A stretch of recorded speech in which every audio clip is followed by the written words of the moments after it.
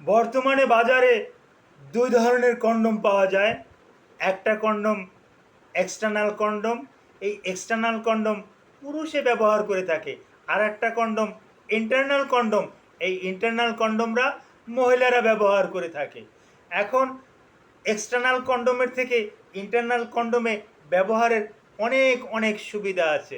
External condom পুরুষেরা ব্যবহার করে থাকে, কিন্তু একটা সমস্যা হলো পুরুষের প্যানিস, এই প্যানিস যখন শক্ত না হবে, এটা যখন স্ট্রং না থাকবে, তখন এই এক্সটার্নাল কন্ডোম বা এই পুরুষের কন্ডোম এটা কিন্তু প্যানিসে প্যানিসে কিন্তু বসাতে পারবে না। প্যানিসটা যদি বাঁকা থাকে বা একটু নরম থাকে, হ্যাঁ, একটু লেথার্জি থাকে, একটু নরম থাকে, তাহলে কিন্তু এটা ব্যবহার করতে পারবে না।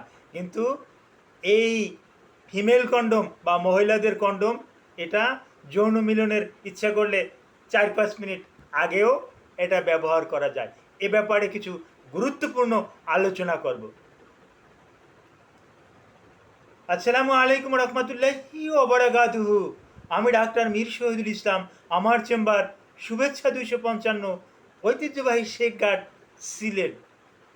যে গুগলে গিয়ে ডাক্তার মীর শহীদুল ইসলাম কথাটি লিখে সার্চ দিলে আপনি আমার সম্পর্কে বিস্তারিত তথ্য পেয়ে যাবেন।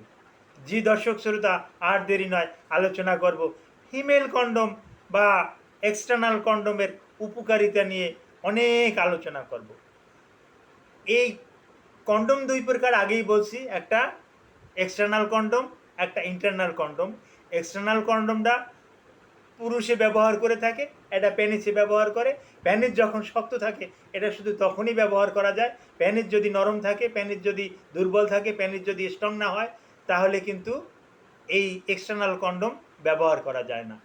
আর ফিমেল কন্ডোম, সেটা মহিলাদের তো আর ওই নরম নরম হয়ে যাওয়া বা শক্ত হয়ে যাওয়া এই রকমের কোনো একটা চান্স নাই। ওপেন ভ্যাজাইনা, ওপেন ভ্যাজাইনাতে যখন সে এই ফিমেল কন্ডোমটা ইউজ করবে, তখন স্বাচ্ছন্দ্যে পুরুষ তার স্ত্রীর সাথে ইন্টারকোর্স বা যৌন মেলামেশা করতে পারবে। এবং এটা সত্যি সত্যি এটা একটা স্বাচ্ছন্দ্যময়, এটা একটা আরামদায়ক। আর মহিলাদের বিশেষ করে কিছু একটা রোগ আছে, যেটা cervical cancer, human papilloma virus, হ্যাঁ, chlamydial infection, STD, STI, hepatitis B, hepatitis C, তারপর আসে এইচআইভি এইডস, এই সমস্ত রোগ থেকে কিন্তু প্রিভেন্ট দিয়ে থাকে ইন্টারনাল কন্ডোম। আর অনেক সময় এক্সটার্নাল কন্ডোম ছিঁড়ে যায়, লিক হয়ে যায়, বাতাস থাকে, অনেক সমস্যা থাকে, কিন্তু ইন্টারনাল কন্ডোমে এটা ছিঁড়ে যাওয়ার কোনো একটা ভয় নাই। কারণ এটা তৈরি হয় বিশেষ এক পলিমার দিয়ে, একটা কার্বন কার্বন যৌগ দিয়ে তৈরি হয়। এই কার্বন যৌগটাই একটা পলিমার, একটা পলিথিন। সুতরাং এটা আর ছিঁড়ে যাওয়ার আর কোনো চান্স থাকে না, সে সিস্টেমেই তৈরি হয়। আর ইন্টারনাল কন্ডোম যেটা পুরুষে ব্যবহার করে, এটা রাবার দিয়ে তৈরি হয়, অথবা ভেড়া, তারপর আসে দুম্বা, এগুলোর ফ্যাট দিয়ে কিন্তু এগুলোর ফ্যাট দিয়েও তৈরি হয়। তবে ইদানিংকালে ওই রাবার গাছের রাবার থেকে কিন্তু এটা কিন্তু সংগ্রহ করা হচ্ছে, তৈরি করা হচ্ছে ইদানিংকালে, যেটা ওই ভেড়ার চর্বির থেকে, ছাগলের চর্বির থেকে, দুম্বার চর্বি থেকে আরও একটু স্ট্রং। তারপরেও এটা অ্যাক্সিডেন্ট হয়, ফেটে যায়, এটা অনেক সমস্যা থাকে। কিন্তু এই ফিমেল কন্ডোম বিশেষ করে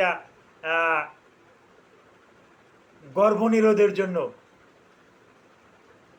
গর্ভে যাতে সন্তান ধারণ না করে, অর্থাৎ পুরুষের সিমেন, বীর্যটা, শুক্রাণু যাতে সার্ভিক্স অতিক্রম করিয়া ইউট্রাসে পৌঁছতে না পারে, এজন্য কিন্তু চমৎকার একটা চমৎকার একটা কিন্তু উপাদান কিন্তু ইন্টারনাল কন্ডোম, যেটা মহিলারা ব্যবহার করতে পারে। এখন এটা কিভাবে ব্যবহার করবে অনেকেই জানে না, অনেকেই বুঝে না। এটা ব্যবহার করা কিন্তু অত্যন্ত আরামদায়ক এবং এক্সট্রা একটা ফিলিং আসে। এটা ব্যবহার করলে মহিলাদের একটা এক্সট্রা ফিলিং আসে, পুরুষদেরও কিন্তু একটা আলাদা কিন্তু একটা ফিলিং আসে। যেহেতু পুরুষরা অনেকেই বলে যে আমরা কন্ডম করে যখন সহবাস করি, মেলামেশা করি, তখন কিন্তু ভালো একটা আরাম পাই না। কিন্তু পুরুষ যখন কন্ডম ব্যবহার করবে না তখন কিন্তু আরাম পাবে। আর মহিলা এটা ব্যবহার করবে, একটু সিস্টেমটা শিখিয়ে দেই। দোনোটা মাথায় কিন্তু একটা ক্যাপ থাকে। তো নিচের মাথায় যে ক্যাপটা থাকে এই ক্যাপটা কিন্তু স্পঞ্জ ক্যাপ। এই স্পঞ্জ ক্যাপটা যোনির ভিতরে আঙুল দিয়ে ঢুকিয়ে দিতে হবে যোনির ভিতরে ঢুকিয়ে দিলে এটা সার্ভিক্স পর্যন্ত পৌঁছে যায়। তো সার্ভিক্স পর্যন্ত যখন পৌঁছে যায় তখন বিশেষ করে পুরুষের যে প্যানিসের যে একটা আঘাত ধাক্কা, এই ধাক্কাটাও ওই সার্ভিক্স পর্যন্ত পৌঁছে না, লাগে না। যদি এরকমের ধাক্কা লাগেও কাজ, তাহলে ওখানে স্পঞ্জ দেওয়া আছে, এটা ওই স্পঞ্জে গিয়ে লাগে, যার কারণে কিন্তু পুরুষ কিন্তু আরও একটু পুলকিত হয়, পুরুষ একটু আরও একটু আরাম পায়। হ্যাঁ, আর দ্বিতীয়ত পুরুষের যখন সিমেন্ট, এই বীর্যটা যখন আউট হয়ে যায় তখন ওর ভিতরে স্পঞ্জ থাকাতে ওটা কিন্তু সম্পূর্ণরূপে চুষে নেয়, যার পরিপ্রেক্ষিতে এই বীর্যটা কিন্তু আর বাহির হয়ে আসার কোনো রকমের কারণ নাই। তো পুরুষ এবং মহিলা উভয়ের এসটিডি, এসটিআই, ক্লামাইডিয়াল ইনফেকশন, এই ভ্যাজাইনাল ক্যান্ডিডিওসিস, এই সার্ভিক্সের ক্যান্সার, এগুলো নিয়ন্ত্রণে, এগুলো রোধ করার জন্য মহিলারা অনায়াসে কিন্তু আপনারা কিন্তু এই আপনাদের এক্সটার্নাল যে কন্ডম, মহিলাদের জন্য যে ব্যবহৃত কন্ডম, এই কন্ডমটা আপনারা ইউজ করতে পারেন।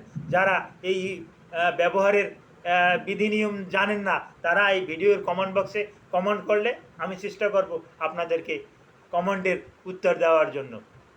সৃষ্টিকর্তা সবাইকে ভালো রাখুক। Thank you all.